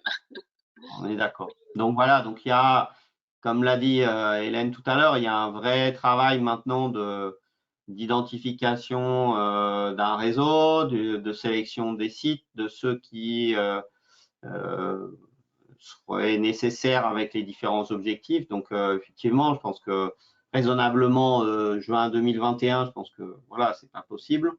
Mais par contre, même pour atteindre l'objectif de juin 2022, il reste du travail avec les gens moteurs pour pouvoir constituer un réseau qui tiendrait la route et qui pourrait permettre la rédaction d'une concept note. Oui, c'est ce qu'on s'était dit effectivement un peu en conclusion du volet protection, c'était que effectivement chaque région, ça serait bien de faire le point pour un recentrage des gîtes effectivement prioritaires et arriver à dimensionner déjà un pré-projet. Et puis, comme on avait dit aussi, voilà, maintenir un lien aussi pour pas que l'émulation qu'il y a eu à cette réunion retombe, parce que mine de rien, effectivement, si c'est un dépôt 2022, ça arrive quand même très vite. Et comme l'a dit Hélène, alors c'est vrai que la concept note, c'est un pré-projet, donc ça paraît plus simple, mais il faut qu'on ait les contours voilà, parfaitement dessinés et comme disait Manu l'autre fois, voilà, s'il y a de l'acquisition de site, qu'on ait dans l'idéal presque l'accord du propriétaire, etc. Donc ça demande quand même un travail assez poussé, même si on repousse d'un an l'échéance. En sachant qu'en plus, il faudra se fixer les objectifs qu'on veut avoir dedans entre effectivement la protection, l'acquisition de connaissances appliquées à la protection, avec les synthèses qui ont été présentées là par Boris et Thomas, et que globalement, outre le nombre de sites, il y aura aussi réfléchir au budget derrière et voir avec les éventuels porteurs que sont la SFEPM notamment, si techniquement, financièrement, tout ça est supportable. En tout cas, sur ce point, on s'est muni, on est en train de se munir d'outils qui nous le permettront. Et d'autant plus d'ici 2022. Ce que je voulais ajouter là par rapport aux questions de planning, etc. Donc, je pense qu'il y a toutes les régions qui nous écoutent là, qui sont concernées. Du coup, vous avez tous reçu le tableur encore complété et on vous remercie déjà d'avoir bien participé à tout ça. Mais il reste encore un peu de boulot, effectivement.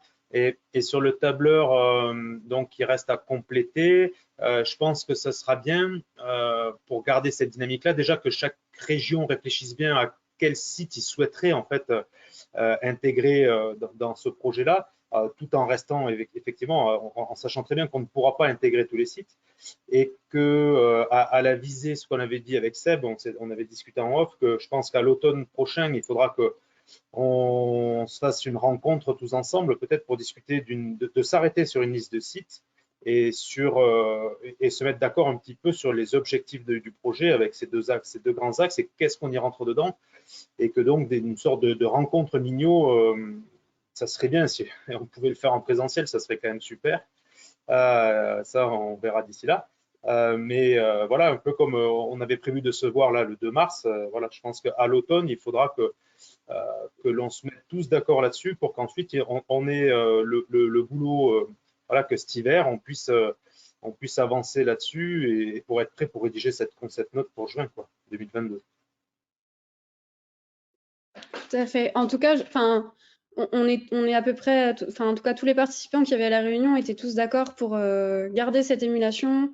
On a tous les éléments pour monter un projet d'envergure. A priori, tous les éléments sont alignés, donc il n'y a plus qu'à.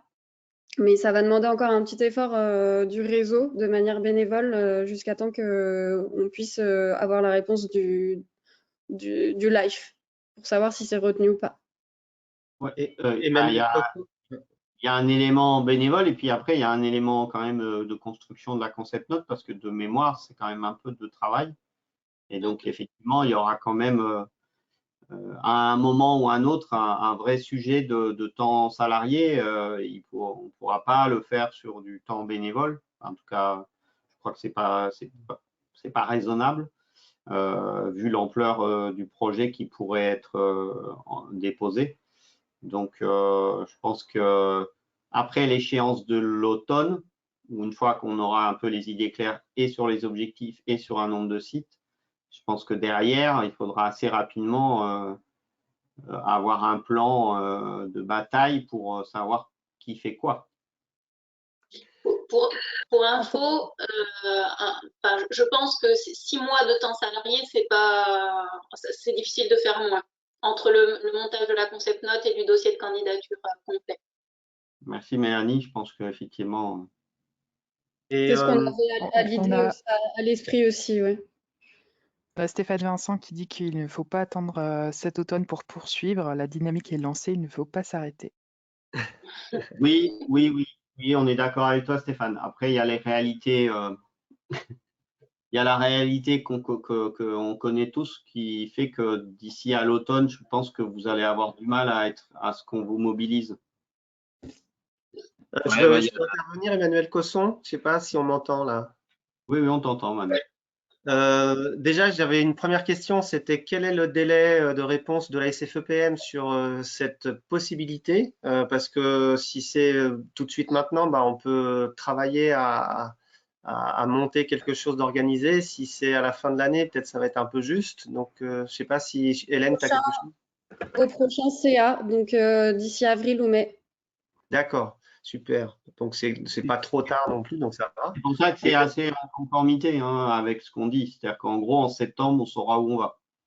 Super.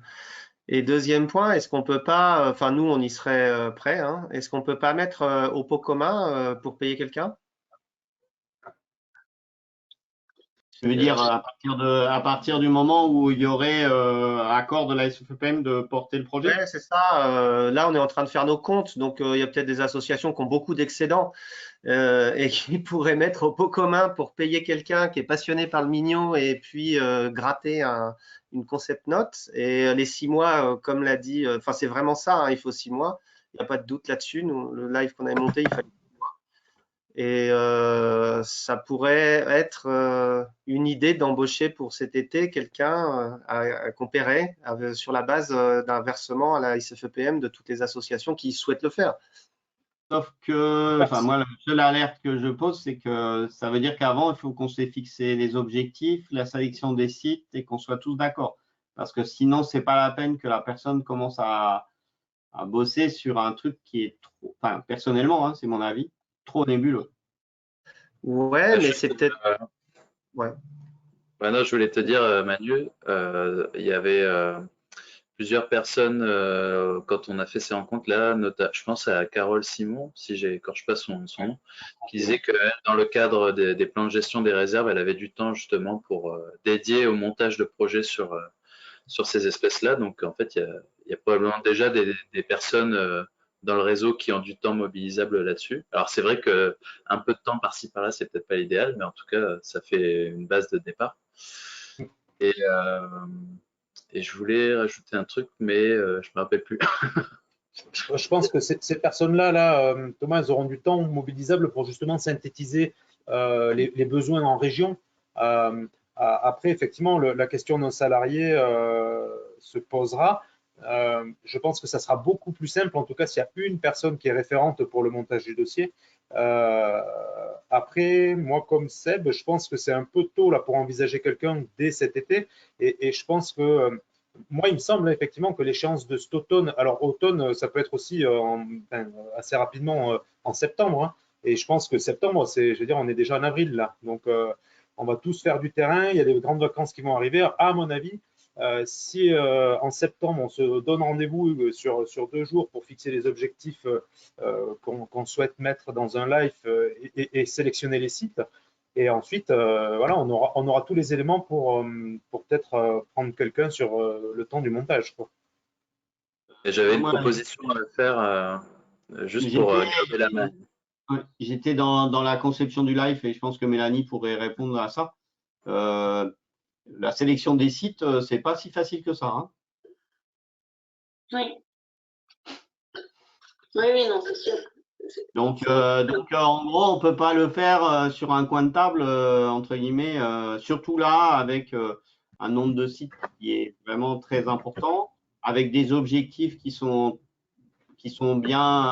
intéressants, comme la restauration de sites complètement désertés, la conservation, l'intégration de nouveaux sites, la protection de nouveaux sites, l'amélioration de connaissances.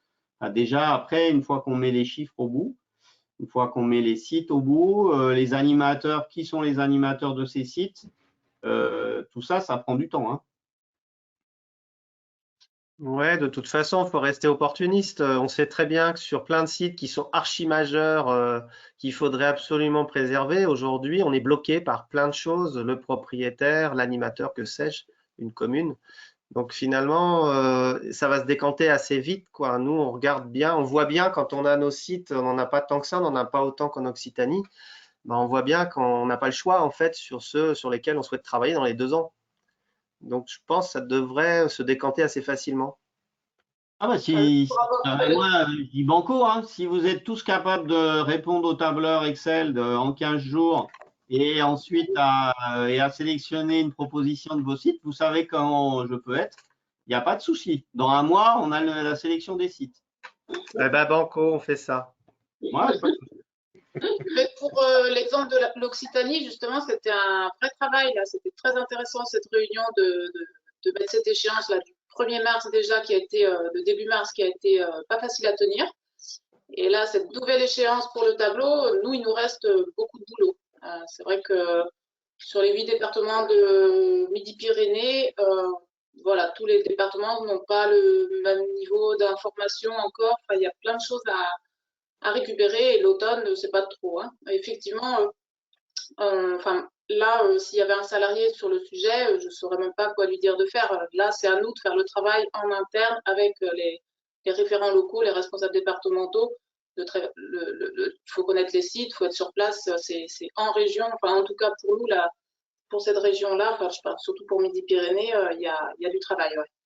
Ouais, je crois qu'il y a des vraies différences entre régions. Il y a des régions où, comme chez vous, PACA, vous avez très certainement une bonne vision des choses, ou l'Alsace, où c'est pas trop compliqué parce qu'il n'y a qu'un seul site. Et puis, il y a des régions où il y a tout à faire, ou presque. À vraiment se dire, quelle priorité on va donner à tel site par rapport à tel autre? Est-ce qu'on intègre un site qui n'est pas en Natura? J'ai juste peur que l'échéance d'un mois, elle ne soit pas tenable.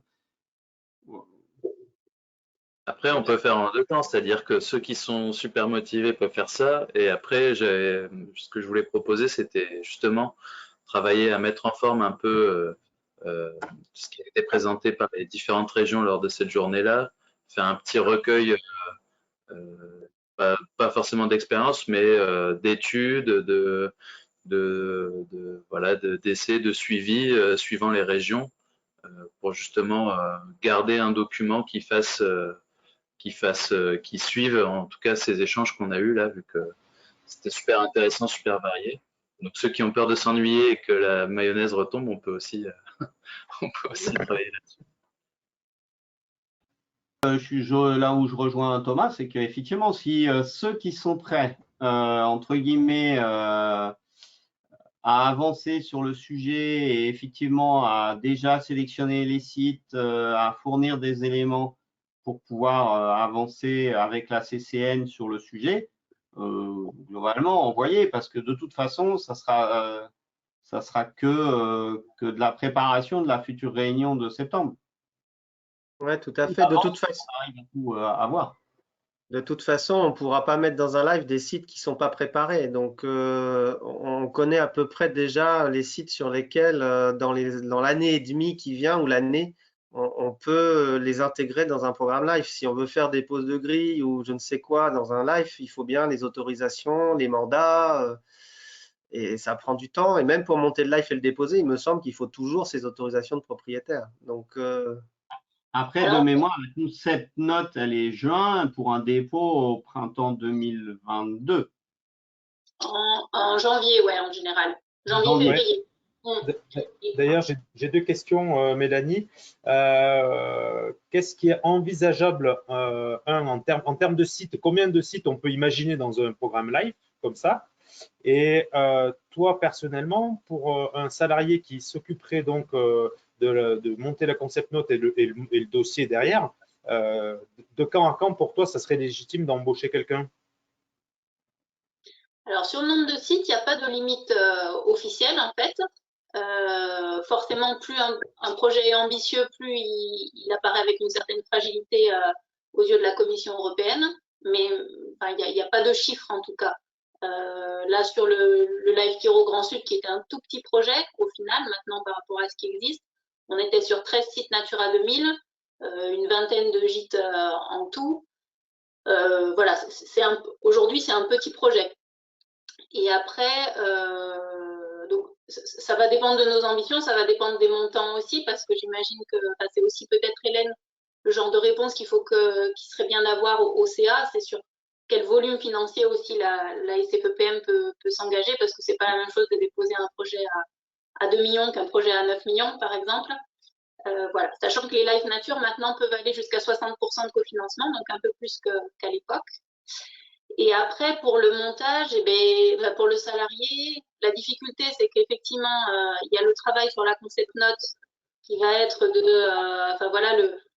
l'animation un peu des groupes, la rédaction avec un dépôt pour juin. Et après, le gros du boulot, c'est comme disait Seb, c'est pour le dépôt final pour février. Donc, quelque part, c'est un peu, ça peut pas être un CDD de 6 mois où, tu vois, ça colle pas bien à ce niveau-là, quoi. C'est presque quelqu'un toute l'année 2022, quoi, en fait. Renouveler. Ouais. Disons que c'est pas forcément. L'idéal, c'est de pas avoir un poste ciblé que sur ça. sinon. Oui. Il y a d'autres choses voilà, aussi en Après, ça va être compliqué de dégager du temps salarié, en tout cas en l'état des choses, dédié au live, parce que les postes sont déjà, leur plan de charge sont full, mais bon, ça se réfléchit en tout cas. Parce qu'après, il y a un gros creux, en fait, entre le moment du dépôt en juin et on a la réponse qu'en octobre de la commission, si le projet est retenu ou pas.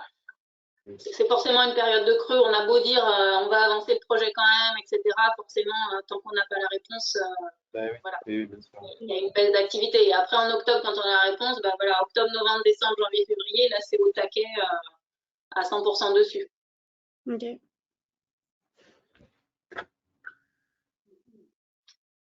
Ouais. Moi déjà, en tout cas, je vous ferai un retour dès que le conseil d'administration aura voté sur si oui ou non on y va, sachant que c'est quand même en tout cas bien parti, et si oui, sur quel type de montant on pourrait porter le projet, enfin on serait prêt à s'engager. Alors, il y a une question de Marie qui nous arrive, donc je la récupère. Ce serait pas mal de réfléchir à des critères assez communs de sélection de sites. Alors, effectivement, oui. D'un autre côté, on a bien vu que dans la présentation de chaque région a un peu ses problématiques qui leur sont proches du fait de l'histoire, entre guillemets, des régions qui ont déjà eu beaucoup de protection foncière, physique, réglementaire. C'est peut-être pas leur, on va dire, leur credo actuellement. Et à côté de ça, ceux qui n'en ont quasiment pas eu ou qui voudraient, comme l'APACA, restaurer des sites qui ont été complètement abandonnés. Donc, ça va être, c'est là où ça va pas être forcément facile. Après, oui, on pourrait en discuter. Hein. Voilà. Le tout étant de savoir ce que souhaite chacun. Et comme on l'a dit au départ, hein, c'est une co-construction globale. Si on veut que ça marche, il faut que ça soit co-construite. Là, quand on a monté le live Chiroptère Grand Sud, c'était X régions. Là, on en rajoute quelques-unes. On a Stéphane Vincent qui a demandé la parole. Stéphane, normalement, c'est bon pour toi. Vous m'entendez? Oui. Oui. Donc, je vous écoute là et je réfléchis aussi de mon côté. Donc, je comprends que la SFEPM soit questionnée en premier lieu. On a évoqué les questions d'ingénierie nécessaire, de ressources salariées, des structures, de robustesse des structures pour un montage de live. Je ne sais pas si la SFEPM est la mieux placée, ça c'est pas à moi d'en parler, mais enfin d'en décider en tout cas. Mais sans mettre les pieds dans le plat, j'ai entendu parler du Seine Midi, enfin du Seine Occitanie, donc on est là pour se parler. Donc est-ce qu'on peut évoquer cette question-là, puisque j'ai cru comprendre que cette Occitanie était dans les candidats possibles. Donc faut pas se faire des secrets là, c'est pas le moment. Non. Mélanie peut en parler. Hein. Après, effectivement, quand on a commencé à discuter, nous, côté Occitanie, d'un projet avant d'ouvrir au niveau national, on avait déjà commencé à dater un peu le terrain au niveau du Seine, effectivement. On lui a demandé si on ouvrait le projet plus largement, est-ce que c'est quelque chose qu'il pouvait quand même accepter de porter. On a eu un oui de principe, mais après, clairement, comment dire, c'est un oui un peu par défaut, c'est-à-dire qu'il n'a pas de volonté particulière à forcément prendre la main sur ce projet-là. C'était plutôt voilà, se positionner en seconde main si y avait un défaut de porteur. Il pourrait potentiellement voilà, assurer ce rôle-là, mais il n'y a aucune velléité de ce côté-là. Et il me semble aussi qu'il y avait une question de délai, puisque le Seine est aussi engagé déjà dans des programmes européens, et que si jamais vous étiez porteur, ce ne serait pas avant un dépôt en 2023, donc pour un projet 2024. on en a rediscuté et peut-être que ça pourrait passer 2022. Voilà, mais encore une fois, il n'y a pas de volonté au sein d'Occitanie de porter le projet. Ça serait plus, voilà, par défaut s'il n'y avait pas d'autres porteurs possibles, parce qu'on se rend bien compte que sur des projets comme ça, c'est pas facile de trouver des porteurs, quoi. Bah, de toute évidence, c'est pas facile de trouver des porteurs. Bon, il y a la question de la structure, de sa robustesse, on en parlait, mais il y a aussi la question de l'expérience. Je ne sais pas aujourd'hui à la SFEPM s'il y a des gens expérimentés sur cette question-là, mais au sein d'Occitanie, vous êtes rodés sur les lives, donc c'est vrai que ça apporte une certaine facilité. Après, l'expérience, on peut la partager aussi, hein. Il n'y a pas de monopole là-dessus, sur la mise à disposition d'outils, sur voilà, et puis de temps dédié au partage du suivi du dossier ou des choses comme ça. Voilà, en tout cas, si le SEN Occitanie n'est pas porteur, il n'y a pas de souci pour apporter un coup de main et des conseils sur le montage, voilà, avoir un suivi quand même de ce côté-là. Je pense que ça, il n'y aura pas de souci.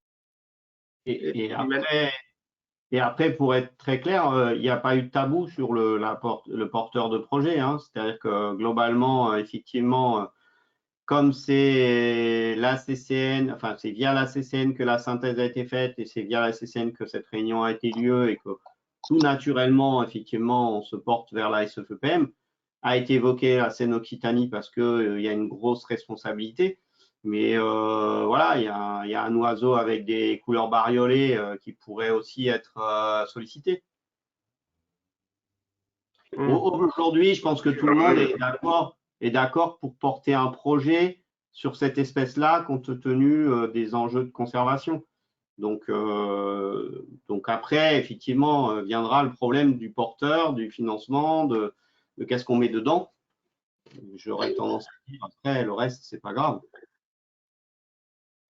Moi, je me pose la question, Emmanuel Cosson, je me pose la question toujours sur la SFEPM. Moi, je me souviens sur le live Camargue, pour 2,5 millions d'euros, on avait 10 salariés et on nous a bien fait comprendre qu'on ne pouvait pas porter un live comme ça. L'Union européenne ne l'avait pas souhaité, quoi.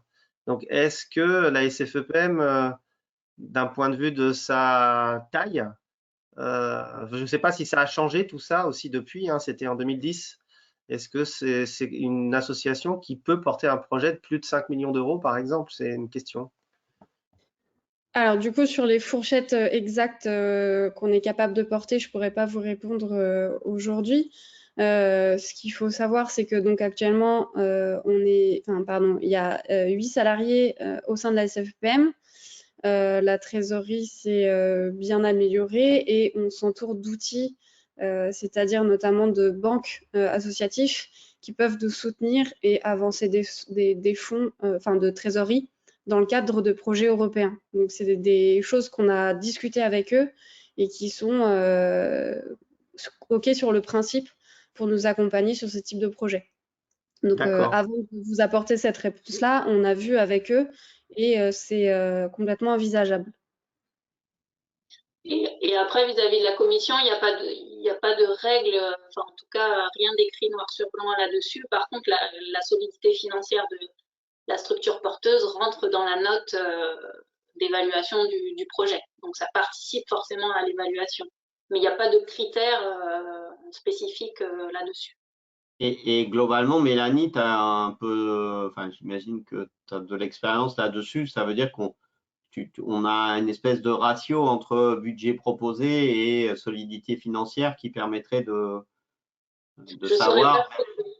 Je ne saurais pas trop dire. Sincèrement, à l'époque, la SFEPM, Live Chiroptère Grand Sud, la SFEPM, c'était une petite, en structure, hein, et c'était quand même un projet, bon, un petit projet d'1,2 million pour les lives, c'est pas un gros projet, mais et c'était passé. Et en plus, dans les partenaires, personne n'avait d'expérience de live, et voilà, c'était passé quand même. Donc, sauf que c'était il y a 20 ans, et que maintenant, ou presque, et que globalement, les exigences n'étaient peut-être pas les mêmes.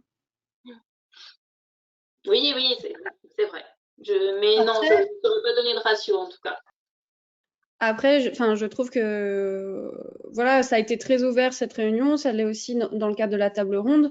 Nous, en tout cas, au titre de tête de réseau, on serait ravis de le porter. En tout cas, je veux pas m'avancer trop vis-à-vis du CA, mais d'après les retours que j'ai eus, s'il y a d'autres structures pour X raisons veulent aussi le porter, ça se discute. En fait, le but, c'est d'œuvrer pour cette espèce. On va co-construire le projet ensemble. Voilà. Après, on va aviser en fonction de chacun. Hein. Mais il n'y aura pas 10 milliards de solutions de structures porteuses.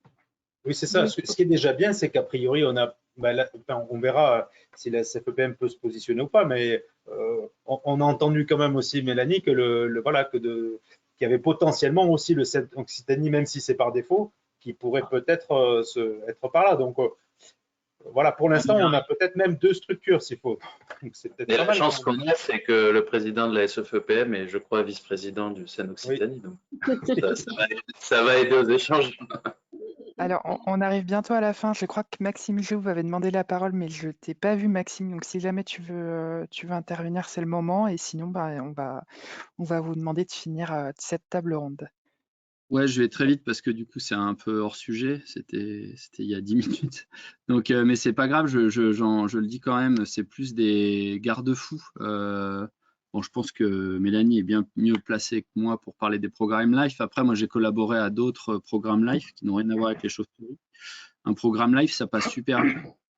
Et pour avoir les mains dans le moteur sur du foncier pour protéger des sites à Kiro, je rejoins complètement la remarque dans le chat de Marie Parachou.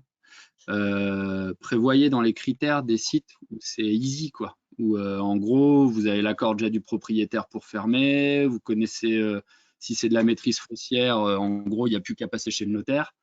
Parce que sinon, clairement, la moitié des sites, vous ne ferez rien dessus. Parce que en fait, c'est très très long, la maîtrise foncière ou ce qu'on appelle la MFU dans les scènes, quoi. C'est la maîtrise d'usage ou la maîtrise foncière. Comme disait Emmanuel, pour fermer un site, bien que vous soyez dans un live, il faut l'accord du propriétaire. Donc voilà, c'est des choses à pas négliger et ça peut être un choix dans les sites à retenir. C'était juste un retour d'expérience. Merci Maxime et désolé du délai d'intervention. Je vous laisse conclure, Sébastien, si tu veux conclure ou quelqu'un d'autre. Moi, je peux que vous remercier des échanges de la journée, enfin de l'atelier. Je pense que ça a pu permettre d'aborder et le sujet et la suite. Tous ceux qui sont prêts à avancer le sujet d'ici à septembre, je ne peux que les inviter à avancer. Et puis de toute façon, ce petit groupe qui est affiché reste mobilisé dans la mesure du possible sur le sujet. Et donc, et globalement, on aura des nouvelles d'Hélène et donc de la décision de la SFEPM dans les mois à venir. Et ça donnera aussi le là sur qu'est-ce qu'on peut faire ensuite en termes de timing, on va dire durant l'été ou durant l'automne. Et en tout cas, merci à tous. Ouais, juste pour rajouter que vous aurez des nouvelles de moi avec un doodle certainement pour septembre, si j'ai bien compris, dans ces eaux-là, pour qu'on puisse se retrouver. Et voilà, et continuer pour que justement cette mayonnaise-là puisse continuer à bien prendre. Voilà. D'accord. Alors, merci à vous tous pour votre participation à cette table ronde.